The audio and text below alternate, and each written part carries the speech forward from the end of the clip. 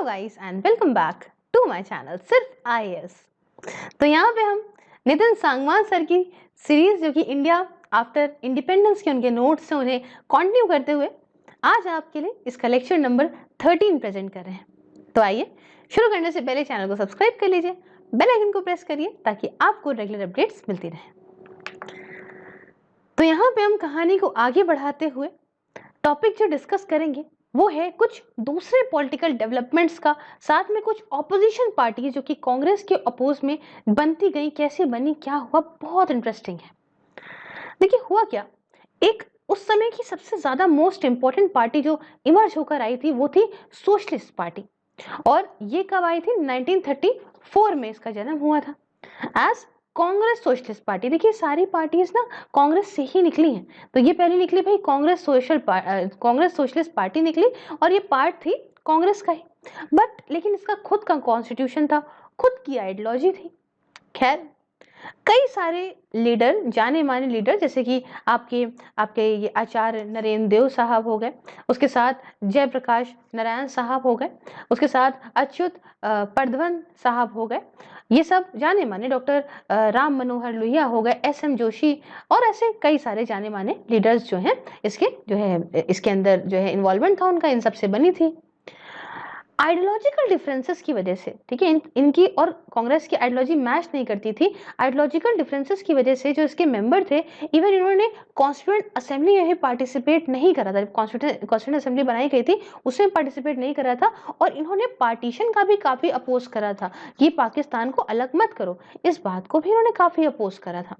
इन्होंने अपने आप को अलग कर दिया था कांग्रेस से सन 1948 में, 1948 में, जब कांग्रेस ने एक प्री कंडीशन रख दी थी। आपको पता होगा पटेल साहब ने कहा था कि इसके जो मेंबर हैं वो लोग नहीं होंगे अगर कोई मेंबर किसी दूसरी पार्टी का है जिसका खुद का सेपरेट कॉन्स्टिट्यूशन है और इसके डिफरेंसेस हैं कांग्रेस लीडर्स के साथ में, ठीक है, तो जिनका भाई इनका खुद का चाहते हैं कुछ डेफिनेट प्रोग्राम हो, आइडियोलॉजिकल कमिटमेंट हो आपकी सोशलिज्म से लेके, तो इस बात को रखते अगर ऐसा कोई बंदा है तो वो यहाँ पे कांग्रेस का मेंबर नहीं होगा।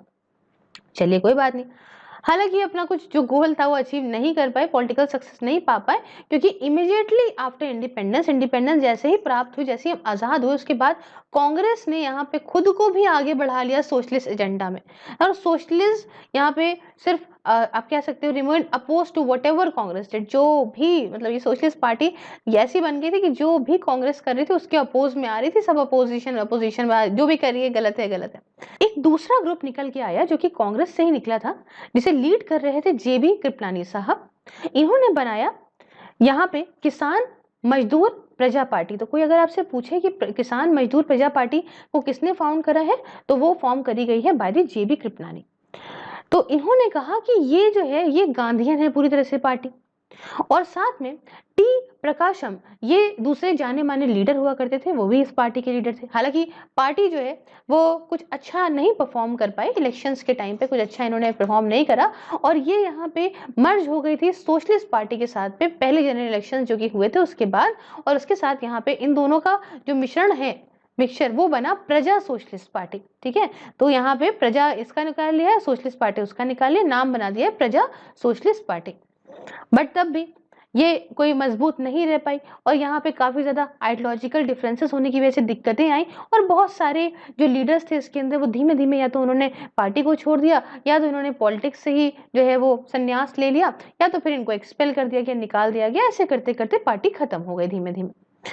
जयप्रकाश ने पार्टी को, यहाँ जयप्रकाश नारायण साहब ने पार्टी को छोड़ दिया था 1954 में कि अब हम बूंदन पे जो है वो फोकस करेंगे, दूसरे कुछ कंस्ट्रक्टिव एक्टिविटीज करेंगे। और उसके साथ 1957 की बात है बच्चों, जब इन्होंने डिक्लेयर कर दिया था party democracy is not suitable for India. इन्होंने क्या कह दिया था कि party democracy is not suitable for India, instead there should be partyless democracy in India. इन्होंने कहा भैया पार्टी डेमोक्रेसी नहीं होनी चाहिए, यही इन्होंने आपका जयप्रकाश नारायण साहब ने कह दिया था कि पार्टी डेमोक्रेसी नहीं होनी चाहिए बल्कि पार्टीलेस डेमोक्रेसी होनी चाहिए इंडिया के अंदर। ये बात इन्होंने बाद में कह दी थी। खैर टी प्रकाशम की बात करें, अशोक मेहता वगैरह की बात करें, इन्होंने भी डिफेक्ट किया कांग्रेस की तरफ और पार्टी धीमे धीमे अगर आप कहें वर्चुअली एक तरीके से अपनी इंपॉर्टेंस खो चुकी थी। Soon as its electoral performance remain poor. क्यों? क्योंकि भाई देखो इलेक्टोरल परफॉर्मेंस भी बेकार है, लोगों का भी एक तरीके से विश्वास है ही नहीं और धीमे धीमे जो बड़े बड़े लीडर्स हैं वो भी हटते चले गए, तो एक तरीके से ये यहाँ पे कमजोर होकर खत्म होने लगी थी। अब लोहिया जी ने, राम मनोहर लोहिया जी ने एक पार्टी बनाई, पार्टी फॉर्म करी सोशलिस्ट पार्टी, और यहाँ पे इसकी तरफ एक मिलिटेंट अप्रोच ली, है ना, कि भैया स्ट्राइक्स करेंगे, एजिटेशन करेंगे, बवाल करेंगे, सिविल डिसोबीडियंस वगैरह करेंगे, इसे पहले करते थे, ठीक है। और यहाँ पे इनका ये था कि एक anti Congress anti Nehru agenda था कि कांग्रेस से अलग रहेंगे, नेहरू की जो भी बातें हैं वो अलग है, मतलब उनसे हम अपोज रहेंगे हमेशा। मेन एजेंडा जो थे वो ये था कि भैया जो इंग्लिश क्या सब्स्टिट्यूशन हो, जो इंग्लिश जाए तो यहाँ पे हिंदू को शब्द देके जाए, जिसमें 60% जो रिजर्वेशन हो वो औरतों के लिए हो, एससी के लिए हो, एसटी के लिए हो और ओबीसी मतलब अदर बैकवर्ड क्लासेस के लिए हो, अदर बैकवर्ड सेक्शंस के लिए हो। और यहाँ पे फिर से मर्ज हो गई प्रजा सोशलिस्ट पार्टी के साथ में और धीमे धीमे अपनी भी आइडेंटिटी खो बैठी। अब उसके बाद एक पार्टी आती है, पार्टी का नाम है कम्युनिस्ट पार्टी ऑफ इंडिया। ये क्या है? देखिए ये पार्ट रही थी, मैंने बताया ना सब कुछ कांग्रेस से ही निकला है। ये पार्ट थी कांग्रेस का 1934 से ही, बट बाद में क्या हुआ, इसने अपने आप को 1945 में कांग्रेस से अलग कर लिया और कुछ वक्त तक के लिए इसकी काफी अच्छी ग्रोथ भी रही थी। पहले इसका एक फायदा ये था, मतलब इसके पास एक एडवांटेज ये था in terms of party organization, मतलब लोग जो इसके अंदर थे उसका इसको फायदा था क्योंकि इसके अंदर बहुत ही ज्यादा डिसिप्लिन फॉलो किया जाता था, है ना। उसके साथ ग्राउंड लेवल अमंग पीजेंट्स बहुत ज्यादा ये किसानों के साथ, वर्कर्स के साथ बहुत अच्छे जुड़ के चल रही थी, है ना।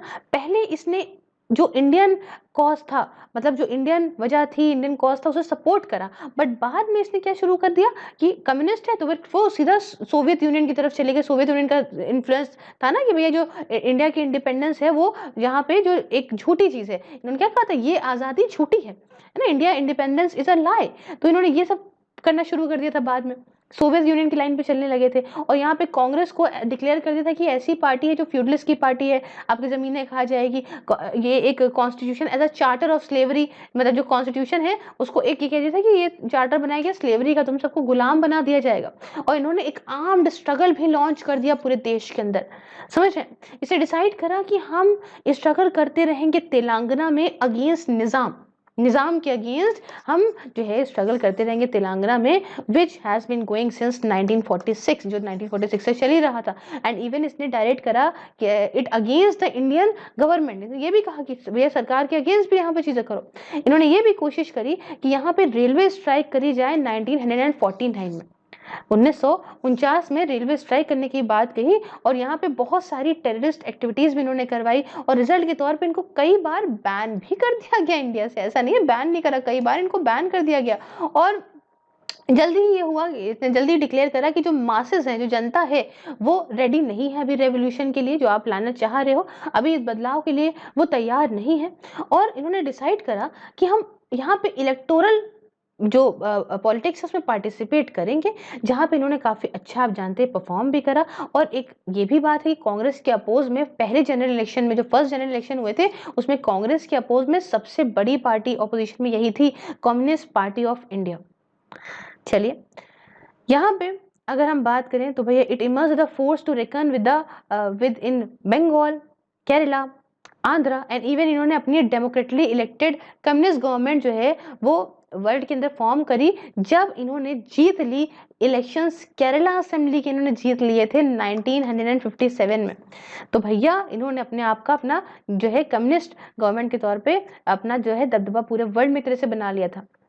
अब इस वक्त तक क्या हो चुका था कि इस वक्त तक यहाँ पे इन्होंने भाई इंडिपेंडेंस को भी रिकॉग्नाइज कर लिया था कि ठीक है, पहले क्या कह रहे थे ये आजादी झूठी है, अब इन्होंने इंडिपेंडेंस को भी यहाँ पे रिकॉग्नाइज कर लिया था कि ठीक है।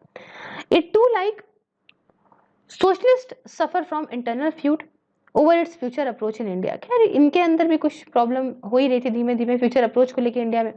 चाइना ने क्या करा इसमें, चाइना ने बहुत ही मतलब डिफरेंसेस यहाँ पे तब शुरू हुए, अभी मैं आपको बताती हूँ कि हुआ क्या कि डिफरेंसेस यहाँ पे निकल के तब आए, शार्पली तब निकल के आए ड्यूरिंग चाइनीज अटैक। जबकि 1962 में जो चाइनीज अटैक हुआ था, दिक्कतें वहां से शुरू हुई थी रशिया और चाइना के डिफरेंसेस है, और चाइना ने इस बात में और ज़्यादा जो है तेल में घी डालने का काम किया इन डिफरेंसेस को, जब इसने जो है इंटरनेशनल कॉल की सीपीआई को, कम्युनिस्ट पार्टी ऑफ इंडिया के मेंबर्स को, कि आप यहाँ पे टू स्प्लिट फ्रॉम दो सपोर्टिंग सोवियत लाइन। इन्होंने क्या कहा कि सीपीआई के मेंबर्स जो हैं वो यहाँ पे जो सोवियत को सपोर्ट कर रहे हैं वो मेंबर्स और दूसरे वाले मेंबर्स अलग अलग हो जाए। मसला क्या था कि दोनों ही थे यहाँ पे, कम्युनिस्ट थी चाइना भी और सोवियत भी, और एक तरीके से भाई हुआ उसका, लेकिन सोवियत यहाँ पे जो है वो चाइना का साथ नहीं दिया था उस टाइम पे जब अटैक हुए थे। तो इसलिए चाइना ने कहा इस जो है कम्युनिस्ट पार्टी ऑफ इंडिया से कि भैया तुम्हारे अंदर जो ऐसे लोग हैं जो लोग कहते हैं कि भैया सोवियत को सपोर्ट करो, उनसे आप अलग हो जाओ। इस और ये फाइनली जो है अलग हो गई। वही है, भड़काने वाला काम इंडिया में कभी एकता रही नहीं है। 1964 में हुआ into CPI and Marxist CPM. खैर चाइना के भड़काने से क्या नहीं हुआ, टूट गई भी इससे। एक बनी सीपीआई, दूसरी बनी मार्क्सिस्ट सीपीएम। और सीपीएम जो थी वो ज्यादा रेडिकल थी अपनी अप्रोच में, और इसके अंदर ये था कि आर्म रेवोल्यूशन करेंगे, ठीक है, और जब हमें सही टाइम मिलेगा फ्यूचर में हम ये करेंगे, हम वो करेंगे, समझ रहे ना। और जब तक के लिए हमको जो है टिल देन तब तक के लिए हम काम करते हैं कि कॉन्स्टिट्यूशन फ्रेमवर्क पे काम करेंगे, लेकिन जैसे ही मौका मिलेगा हम बवाल करना शुरू कर देंगे। अब दोनों ने ही यहाँ पे क्या करा था, दोनों ने ही यहाँ पे both form government in Kerala, दोनों ने ही सरकार को फॉर्म करा, केरला के अंदर, त्रिपुरा के अंदर और बंगाल के अंदर उस वक्त। और यहाँ पे जो पार्टी थी, लेकिन यहाँ पे जो इंडियन नेशनलिज्म का एक वो था भाई, जो हमारी देशभक्ति की भावना थी पूरी तरीके से, इससे ये फेल कर गई थी अप्रिशिएट करना, इसे अप्रिशिएट नहीं कर पाई। और इसकी जो इंटरनल ऑर्गेनाइजेशन थे जो काफ़ी ब्यूरोक्रेटिक थे, काफ़ी सीक्रेटिव थे, है ना, और ये भी सही नहीं थे, क्योंकि भाई अगर डेमोक्रेटिक सेटअप करना है तो इतना ज़्यादा ब्यूरोक्रेसी का जो है वो जोर नहीं चलना चाहिए, इतने सीक्रेटिव चीज़ें नहीं होनी चाहिए। तो ये कुछ दिक्कतें देखने को मिली। उसके बाद जो सीपीएम थी, ठीक है, सीपीएम जो है इसने यहाँ पे फॉर्म करी सरकार बंगाल के अंदर, और बंगाल के अंदर भी इन्होंने अकेले नहीं फॉर्म करी थी, मेजोरिटी से नहीं करी थी, गठबंधन से करी थी। उस समय गठबंधन इन्होंने जो है वो बंगाल कांग्रेस के साथ किया था। तो वहाँ बंगाल में जो है इन्होंने फॉर्म करी थी अपनी गवर्नमेंट को, और लीडरशिप उस समय थी भाई ज्योति बासु की, और इन्होंने एक समझ लीजिए लीडरशिप का क्रिएट करती है भाई, लीडरशिप नहीं की रही। अब कुछ यहाँ पे टुकड़ा पार्टी का, स्पेशली जो जवान लोग थे, है ना, ये यहाँ पे उस समय जो कल्चर रेवोल्यूशन चल रहा था चाइना के अंदर, उससे काफी इन्फ्लुएंस हो गए। और इन्होंने कहा कि इन्होंने एक्यूज करना शुरू कर दिया पार्टी को कि आप रिवोल्यूशन को जो है वो रिवोल्यूशन से जो है विड्रे कर रहे हो। इंस्टेड इन्होंने कहा कि भैया देखो आप बवाल मचा दो, आर्म्ड इंसरेक्शंस करो, ताकि अगर जो भी गरीब हैं, भाई गरीबी अगर उठानी है, इन्होंने कहा गरीबी से अगर उठना है तो भैया पूरे देश में गरीबी फैल जाए उससे पहले ही बवाल मचा दो, हथियार उठा लो और अपने लिए जो है वो चीजें करना शुरू कर दो, नहीं तो ये गरीबी पूरे देश में फैल जाएगी। तो चलो आम उठा लो, हथियार उठा लो। इन्होंने ये शुरू कर दिया, कुछ जवान लोग थे इसके अंदर। खैर स्टार्टिंग जो है वो करी गई नक्सलबारी एरिया जो कि वेस्ट बंगाल का था वहां से, जिसमें पीजड अपराइजिंग लॉन्च करी गई, किसानों ने भैया बवाल वगैरह शुरू करा। और रिजल्ट के तौर पे जो सीपीएम है उसकी लीडरशिप, जो सीपीएम लीडरशिप है उसे एक्सपेल कर दिया रिवोल्यूशनरीज को, जो एक्यूज कर रहे थे उससे of spreading left wing adventurism. और ये जो टुकड़े हुए, जो फैक्शन हुआ, इसे हम लोग कहते हैं नक्सलिस्ट। आज भी आप देखते हो नॉर्थ ईस्ट टाइप पे सब देखने को आपको मिलता है, समझे। This break away faction came to be known as Naxalites. इसने यहाँ पे मिडिल क्लास इंटेलिजेंशिया को भी काफी जो है, और जो कॉलेज में पढ़ने वाले यंग लोग थे उनको भी काफी अपनी तरफ अट्रैक्ट करा। सीपीएम लेनिनिस्ट, ये इसको 1969 में बनाया गया था, और लीडरशिप किसकी थी, चारू मजुमदार जी की। और इसने कहा कि जो इंडियन डेमोक्रेसी है उसे इन्होंने कहा a shame on instead launch guerrilla attacks on Chinese model and they have declared Chinese president Mao Zedong as their chairman as well as received political ideological support also from China. अब यहाँ पे समझ रहे हैं यहाँ पे कितना अलगा हो गया। चाइना ने ऐसा भड़काया कि इन्होंने कहा कि जो इंडियन डेमोक्रेसी है वो बिल्कुल बेकार है, और यहाँ पे इन्होंने ग्रिल्ला अटैक्स चाइनीज मॉडल के बेसिस पे जो है लॉन्च कर दिए। इन्होंने वहां के प्रेसिडेंट साहब, उनका नाम माओ ज़ेडुंग था, उनको अपना चेयरमैन बता दिया, है ना। और इसमें जो है आइडियोलॉजिकली हो चाहे जिस तरह से हो सपोर्ट चाइना देने भी लग गया। वही वाली बात है कि करो लड़ाई, हम तुम्हारा साथ दे रहे हैं, देश तुम्हारा टूट रहा है, हमारा क्या जाता है। एक अटेम्प्ट करा गया कि इनको किस तरह से दबा दिया जाए, तो इंडियन गवर्नमेंट ने एक अटेम्प्ट किया और रिजल्ट के तौर पे जो मूवमेंट था वो बहुत हद तक दबा भी दिया गया और माओइस्ट जो थे उनको डिवाइड कर दिया गया, कई सारे ग्रुप में वो डिवाइड हो गए। यहाँ पे कल्चरल रेवोल्यूशन जो चाइना में था उसकी थोड़ा वहाँ पे उस समय वो कम हुआ, पतन की तरफ बढ़ा और लीडरशिप भी चाइना में बदली थी और ये भी ये वजह थी कि वहाँ से अब थोड़ा सा सपोर्ट कम हो गया था, तो यहाँ पे ये पार्टी जो है वो थोड़ा सा नीचे की तरफ आ गई थी, यहाँ पे भी चीजें कम हो गई थी। अब उसके बाद बात आती है जनसंघ। जनसंघ जनसंघ को यहाँ पे फाउंड करा गया था, बनाया गया था एक हिंदू कम्युनिस्ट पार्टी के तौर पे, बट इसने पूरी तरीके से अपना मुद्दा सबको दिखाया नहीं था, है ना। यहाँ पे जो है बरशूट करा था, it as a communalism was in very bad taste after death of Mahatma Gandhi, क्योंकि बात चल रहा था, क्योंकि इन्होंने बहुत ज्यादा ओपनली इस चीज को नहीं दिखाया, क्योंकि महात्मा गांधी की डेथ के बाद कम्युनलिज्म बहुत ही बेकार चल रहा था और इसका जो है it was a political front of राष्ट्रीय स्वयंसेवक संघ, ये आरएसएस। तो ये जनसंघ जो थी ये पॉलिटिकल फ्रंट आरएसएस की ही थी, जो खुद भी यहाँ पे फाउंड हुई थी 1925 में, एक मिलिटरिस्टिक लाइंस में फॉर्म हुई थी। और कम्युनल पॉलिटिक्स आप जानते हैं 1940s में तो बहुत तेजी पकड़ ली है इसने, कम्युनल पॉलिटिक्स में हिंदू मुस्लिम बहुत चलने लग गया था। इसकी ग्रोथ में, इस जनसंघ की ग्रोथ में इसका बहुत बड़ा कारण था, क्योंकि कम्युनिज्म बहुत बढ़ चुका था और इसी वजह से जो पार्टी यहाँ पे बनती इस रिलीजन की लाइन पे उसको बड़ा ही ज्यादा ऊपर उठाया जा रहा था। अब देखिए गोलवारकर ने टर्म करा कांग्रेसमैन को एज ट्रेटर, क्या बताया गोलवारकर ने कांग्रेस के लोगों को ट्रेटर बताया और टर्म करा इंडिया को as a Hindu nation, India को टर्म करा as a Hindu nation and exhorted others to either follow Hindu culture और रिमेन सबसर्विएंट टू इट। इन्होंने कहा कि या तो तुम हिंदू कल्चर को फॉलो करो, ये भारत हिंदू देश है, और या तो भैया हमारे नीचे रहो, ठीक है। इन्होंने काफी क्रिटिसाइज करा सेकुलर पार्टीज को, जैसे कि मुस्लिम्स वगैरह वाली मुस्लिम अपीजमेंट वगैरह को, और इन्होंने काफी ज्यादा एंटी पाकिस्तान थे अपनी आइडियोलॉजी में, इनको क्योंकि चाहिए नहीं था कि पाकिस्तान हो, पाकिस्तान क्या भाई कहाँ से निकला है, तो एंटी पाकिस्तान थे अपनी आइडियोलॉजी में। और यहाँ पे पार्टीशन के बाद इवन इन्होंने ये क्या करा कि भाई की कोशिश करी, कहा कि भैया देखो यहाँ पे रीयूनाइट करो इंडियन सब कॉन्टिनेंट को फिर से, क्योंकि सब कुछ इंडिया का है, अखंड भारत है, तो हमारे भारत को वापस से रीयूनाइट करो, अलग क्यों कर रहे हो इसको खैर बैन भी कर दिया गया था जब गांधी जी का असैसिनेशन हुआ, गांधी जी के जो है हत्या के बाद इनको बैन भी कर दिया गया था। तो बैन हालांकि जो है उठा भी दिया गया था after RSS gave a written undertaking. हुआ क्या था कि आरएसएस से यहाँ पे लिखित में ले लिया गया था कि भैया देखो हम अब से जो है अब कुछ भी पॉलिटिकल एक्टिविटीज में ऐसे इन्वॉल्व नहीं होंगे, और इस वजह से भाई उसके बाद आरएसएस से बैन हटा दिया गया। और यहाँ पे रिजल्ट के तौर पे जनसंघ इमर्ज होकर आई, उसका यहाँ पे फ्रंट ऑर्गेनाइजेशन 1951 में, क्योंकि भैया देखो आरएसएस अब कुछ कर नहीं सकती थी, तो इसलिए से यहाँ पे जनसंघ इमर्ज होकर आई 1951 में, विद श्याम प्रकाश मुखर्जी साहब जो थे वो उसके प्रेसिडेंट बन गए। अब देखिए बाद में जो है पार्टी ने काफी शुरू कर दिया कि भाई हम neo liberal neo socialist programs लेकर आने लग गई। इवन इन्होंने क्या करा कि मुस्लिम्स को भी अपने यहाँ लेना शुरू कर दिया, और बाद में ये मर्ज हो गई यहाँ पे जनता पार्टी के साथ में, कब 1977 में।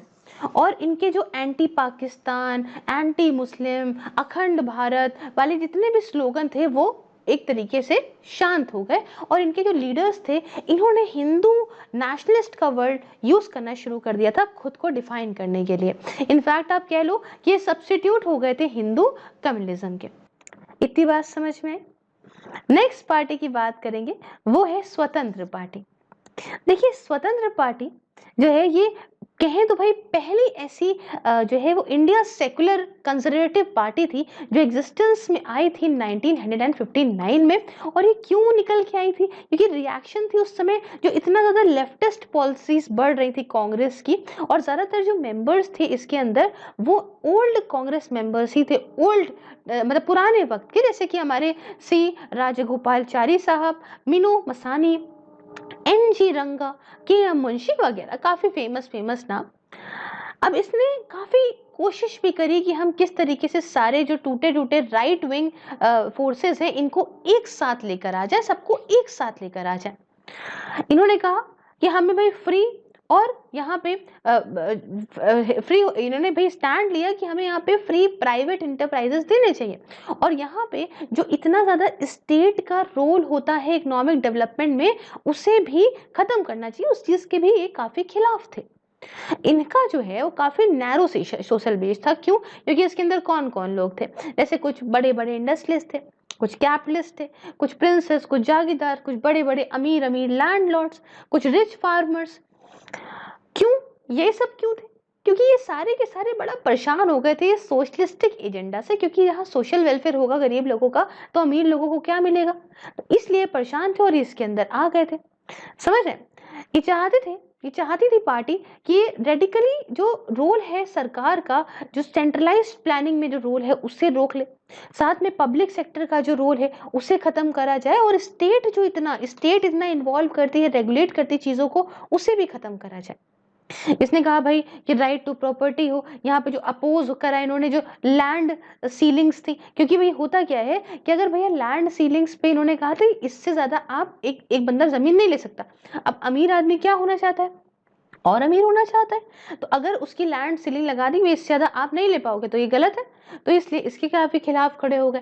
तो इन सब चीजों के खिलाफ थे। इन्होंने नेहरू का जो ये था कि भाई it accuse Nehru of toeing the blind ideological line of communism and hence taking India to ruins. उन्होंने कहा ये इससे तो इंडिया जो है वो बर्बाद हो जाएगा, उन्होंने बात कही।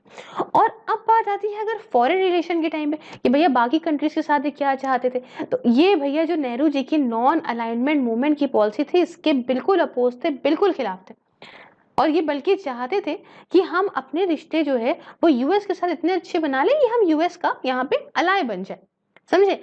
और हम लोग क्या कह रहे थे कि हम किसी के साथ नहीं होंगे, हम सबसे अच्छे रिश्ते रखेंगे। अब भाई जो चीज हमारी अफ्रो एशियन कंट्रीज मानने को तैयार है उसके खिलाफ ये लोग तो ये कह रहे हैं कि यूएस के साथ हम अलाय बन जाए, भाई यूएस की अलाय कंट्री बन जाए। खैर बात आगे बढ़ती है और 1962 की बात है, जब इलेक्शंस हुए तो ऐसा नहीं है कि इन्होंने खराब परफॉर्म करा, अच्छा परफॉर्म करा। इवन 4 स्टेट्स में ये लार्जेस्ट ऑपोजिशन पार्टी भी बन के तैयार हुई।